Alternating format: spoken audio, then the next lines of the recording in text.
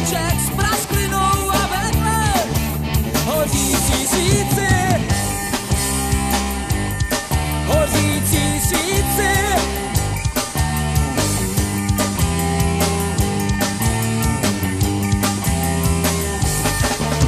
V knihách, kde se vykládají sny, je bohužel psáno, že měl bych se raději zabít, než se vyhlídky splní dost. Já už nebudu